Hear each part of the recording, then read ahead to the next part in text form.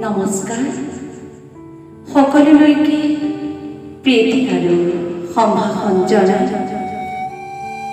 জগন্নাথ বৰুৱা মহাবিদ্যালয়ৰ সহকাৰী অধ্যাপক আমাৰ সকলোৰে অতি মৰমৰ আৰু শ্ৰদ্ধাৰ শিক্ষাগুৰু সন্দীপ শংকৰ ৰেগন ছাৰৰ এটি কবিতা আবৃত্তি কৰিবলৈ চেষ্টা কৰিছোঁ। আশা কৰোঁ আপোনালোকে আদৰি ল'ব। কবিতাৰ শিৰোনাম বিশ্বাসবোৰ জীয়াই থাকক। কবি সন্দীপ শংকৰ ৰেগন। বিশ্বাসবোৰ জীয়াই থাকক। এই যে আমাৰ বিশ্বাসবোৰ, ইয়াক হেৰাই যাবলৈ নিদিবা। ধৰাৰ বুকুত খোজ দিওঁ নিচিন্তে, আমি আশ্বস্ত ভৰিৰ তলৰ মাটি খহি নপৰে। মাটিত খামুচি থকা অগণন তৰু ট্ৰেইনৰো সেই একেই বিশ্বাস। অনিৰুদ্ধ অম্লজানৰ অন্ত নহয় কোনোদিন, অন্ত নহয় পানীৰ বৰষুণৰ অথবা ৰ'দৰ। জোন বেলি তৰাই পোহৰাই ৰাখিব আমাক। পৃথিৱীয়ে নিজ কক্ষপথ কেতিয়াও সলনি নকৰে। গাভৰুৰ মিচিকিয়া হাঁহি ভুলাই থাকিব ভুৱন। এয়া এক অৱধাৰিত বিশ্বাস। পিতৃ মাতৃৰ সন্তানৰ প্ৰতি অগাধ বিশ্বাস। তেওঁলোকে ভাল কাম কৰিব, ভাল মানুহ হ'ব। আছে সন্তানৰো অকৃত্ৰিম শ্ৰদ্ধা, মৰম আৰু ভাল পোৱা।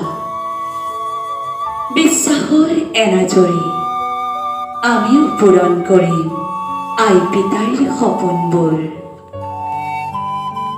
কঠোৰ শ্ৰমত মগ্ন সৰুৱা আমাৰ ডেকাদল, ৰোৱনী দাৱনী আৰু শিপিনী পথাৰৰ খন্তি নামি পেলাইছে কপালৰ ঘাম মাটি।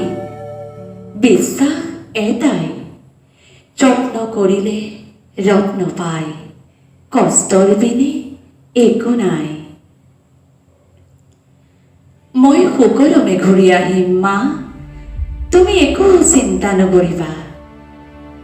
ঘৰৰ পৰা ওলাই যোৱা ছোৱালীজনীৰ মাকক আশ্বাস।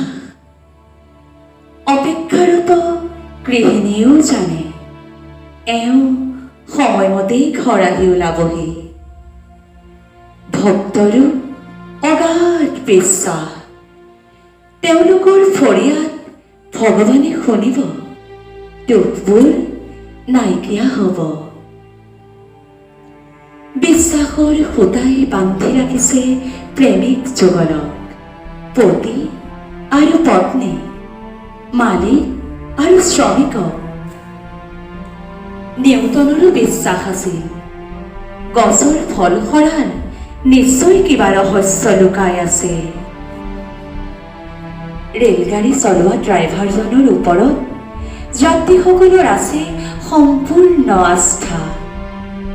ছাত্ৰ ছাত্ৰীৰ শিক্ষকৰ প্ৰতি, ৰোগীজনৰ আছে ডাক্তৰৰ প্ৰতি, নাগৰিকৰ সীমান্তৰ প্ৰহৰীৰ প্ৰতি আছে অফুৰন্ত বিশ্বাস। বিশ্বাসী শক্তি, বিশ্বাসী ভৰসা। অন্ধকাৰত পোহৰ, নিৰাশাত আশা। এই যে আমাৰ বিশ্বাসবোৰ, মানুহৰ প্ৰতি মানুহৰ, হৃদয়ৰ প্ৰতি হৃদয়ৰ নদীৰ দৰে হওক চিৰ প্ৰবাহমান। বিশ্বাসবোৰ জীয়াই থাকক, জীপাল হৈ থাকক মনবোৰ চিৰদিন চিৰকাল। ধন্যবাদ।